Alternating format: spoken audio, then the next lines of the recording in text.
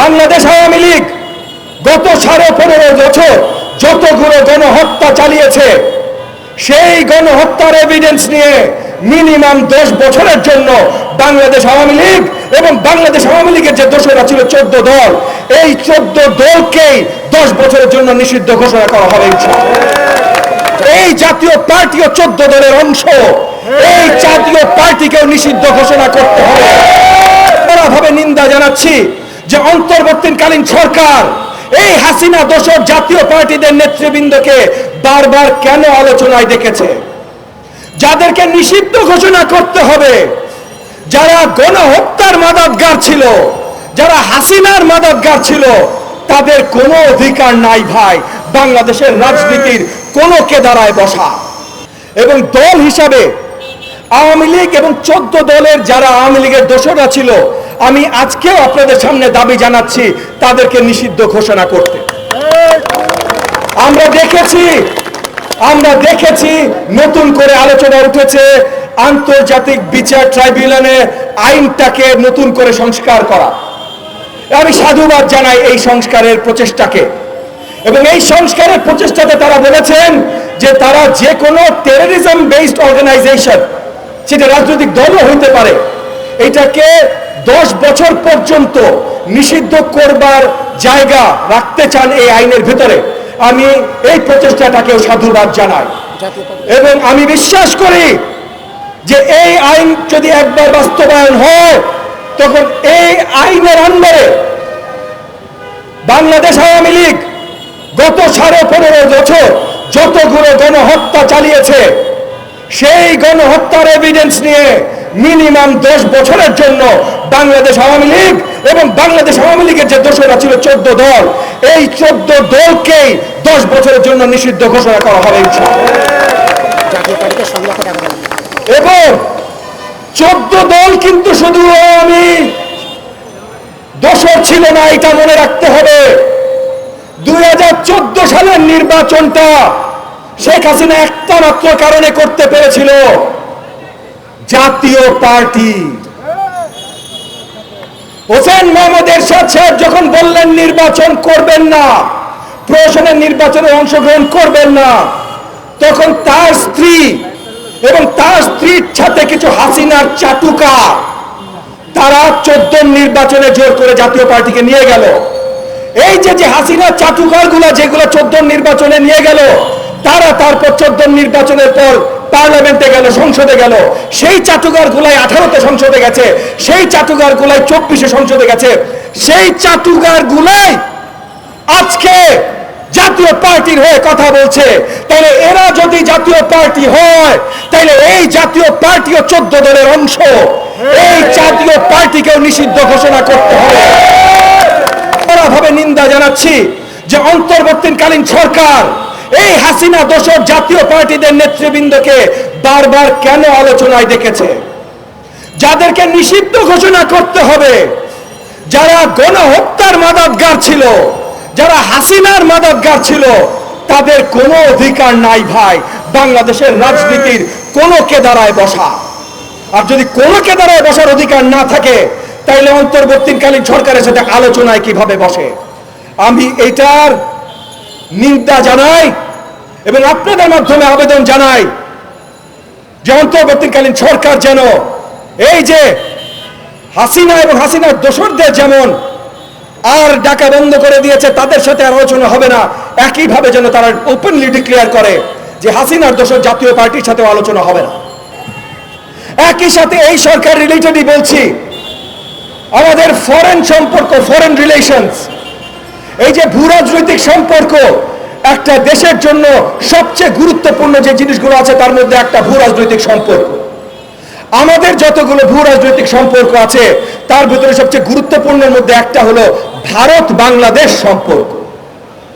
ভারত বাংলাদেশ সম্পর্ক গত 15.5 বছর ধরে রাষ্ট্রের সাথে ব্যক্তির সম্পর্ক হিসাবে পরিচালিত হয়েছে। অন্য যে কোনো রাষ্ট্রের সাথে দুই দেশের সম্পর্ক রাষ্ট্র রাষ্ট্র সম্পর্ক হয়। আমাদের সাথে গত 15.5 বছর ছিল ভারত শেখ হাসিনা সম্পর্ক। ভারত বাংলাদেশ সম্পর্ক ছিল না, ছিল ভারত শেখ হাসিনা সম্পর্ক।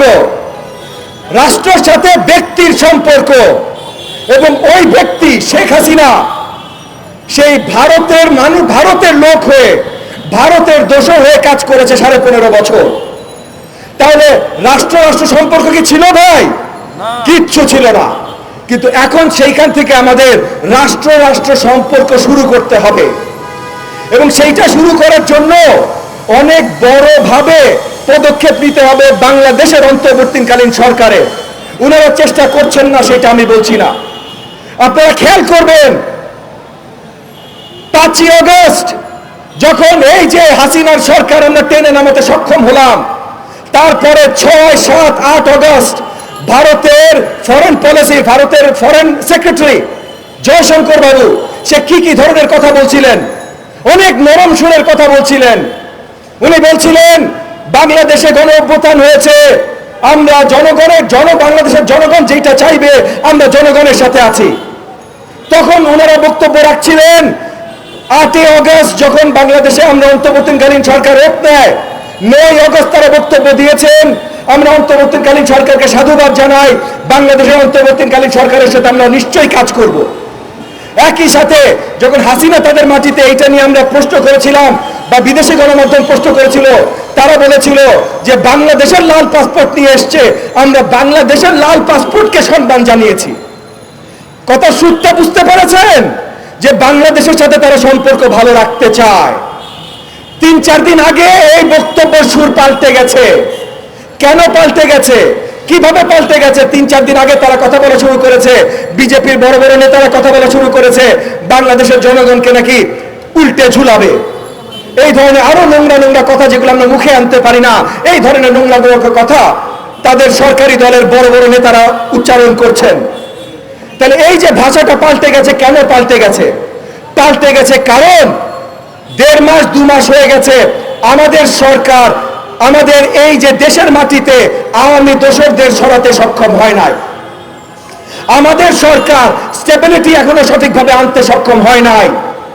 এখনো আমরা ভারতকে প্রশ্ন করি নাই বর্ডারে প্রত্যেক বছর 50 আমাদের নাগরিক কেন মৃত্যুবরণ করে? মৃত্যুবরণ তো করে না ভাই, তাদেরকে খুন করা হয়। খুন কারা করে? আমরা ফেলানির হত্যাকাণ্ড দেখি নাই? আমরা একটার পর একটা হত্যাকাণ্ড দেখি নাই?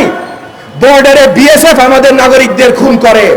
এবং এর আগে যখন ভারত হাসিনা সম্পর্ক ছিল তখন হাসিনার লোকাল দোসররা বলতো আরে গরু স্মাগলিং করতে যায় মারা গেছে।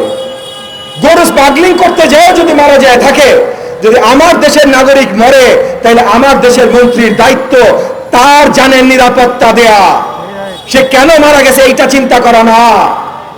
তো আজকে আমাদের অন্তর্বর্তীকালীন সরকারের এই আলোচনাগুলো আসতে হবে। আমি আপনাদের কাছে আবেদন জানাই, মাছ কি রপ্তানি করেছে এইটা নিয়ে আমরা বড় আওয়াজ না তুলি। দিলাম ভাই একবার মাছ, যদি সেইটাতে আমাদের অন্য আরো 10টা জিনিস আমরা পাই তাহলে দিলাম ভাই মাছ, কিন্তু অন্য 10টা জিনিস কি পাচ্ছি এই আলোচনাগুলো আবার পরিষ্কার আসতে হবে। আমি অন্তর্বর্তীকালীন সরকারের কাছে আহ্বান জানাই যে আপনারা আমাদের মাধ্যমে এসেছেন জনগণকে রিপ্রেজেন্ট করার জন্য, আপনারা সেই দায়িত্বটা সঠিকভাবে পালন করেন। আপনারা জনগণকে সঠিকভাবে জানাতে থাকেন কোন কাজটা কি কারণে হচ্ছে। আজকে এই যে শিক্ষাক্রমে বদল আনার প্রচেষ্টা শুরু হয়েছে, আমি বিশালভাবে ধন্যবাদ এবং সাধুবাদ জানাই। কারণ আমাদের শিক্ষাক্রমকে পুরো নষ্ট করার পায়তারি শুরু করেছিল গত 10-15 বছরে এই হাসিনার দোসররা। কিন্তু এই যে শিক্ষাক্রমের উন্নয়নের কাজ শুরু হয়েছে, এখানে আমরা দেখছি যে এই দেশের সবচেয়ে নাম করা বিশেষজ্ঞ যারা আছেন এই বিষয়ে, শিক্ষাক্রমের বিষয়ে সবচেয়ে নাম করা বিশেষজ্ঞ যারা আছেন তাদের সবাইকে এই জায়গায় নেওয়া হয় না। এবং যেহেতু এইটাকে রাজনীতিকরণ করা হয়েছিল গত 15 বছর, যদিও শিক্ষাক্রম রাজনীতির বাইরে থাকা উচিত, কিন্তু যেহেতু নোংরাভাবে রাজনীতিকরণ করা হয়েছিল এটাকে গত 15.5 বছর, তাই সেইখান থেকে যদি পরিষ্কার করতে হয় তাইলে রাজনৈতিক মণ্ডল থেকেও কয়েকজন বিশ্লেষক থাকলে আরো ভালো হয়। কারণ তখন তারা আরো পরিষ্কার জানাইতে পারবে যে কোন কোন জায়গায় শক্ত রাজনীতিকরণ হয়েছিল। এবং একইভাবে আমি বিশ্বাস করি যে যদি শ্রদ্ধেয় 2-1 আলেমগণ এই শিক্ষাক্রমের সাথে থাকেন তাহলে তারাও জানাতে পারবেন যে কি কিভাবে ধর্ম বিদ্বেষী এরকম টেক্সট তৈরি করা হয়েছিল এই শিক্ষাক্রমের ভেতরে। সো আমি যেমন তাদের উদ্যোগটাকে সাধুবাদ জানাই, একই সাথে আমি আবেদন জানাই এই উদ্যোগগুলো যেন আরো শক্তভাবে, আরো সুন্দরভাবে এবং আরো ইনক্লুসিভ ভাবে, মানে সবাইকে নিয়ে করা হয়। একমাত্র তখনই আমরা আরো সুন্দরভাবে এই কাজগুলো করতে পারবো। আমরা 5ই আগস্টের পর নতুন বাংলাদেশ গড়ার জায়গায় অবতীর্ণ হয়েছে। 8ই আগস্টে যে অন্তর্বর্তীকালীন সরকার আমরা দাঁড়া করিয়েছি, নতুন বাংলাদেশের স্বপ্ন নিয়ে সেই অন্তর্বর্তীকালীন সরকার আমরা দাঁড়া করিয়েছি। এই নতুন বাংলাদেশ তৈরি করতে আমাদের কেউ বাধা দিতে পারবে না। কোন ধরনের প্রতি বিপ্লব সম্ভব না। হাসিনার যত দোষর যেখানেই লুকিয়ে থাকুক না কেন, বাংলাদেশের জনগণ তাদেরকে প্রতিহত করেই ছাড়বে ইনশাআল্লাহ। এই প্রতিহত করবার জন্য আমরা যেন সারাক্ষণ সব জায়গায় সবভাবে অন্তর্বর্তীকালীন সরকারকে আমাদের সাথে পাই, তাহলেই সারাক্ষণ সব জায়গায় সবভাবে অন্তর্বর্তীকালীন সরকারের সাথেও আমরা থাকবো ইনশাআল্লাহ। আমি পরিশেষে আপনাদের সবাইকে আবারও ধন্যবাদ জানিয়ে বাংলাদেশের জন্য, বাংলাদেশের প্রত্যেকটা নাগরিকের জন্য একই সাথে দোয়া জানিয়ে আমার বক্তব্য শেষ করছি। আপনার সবাই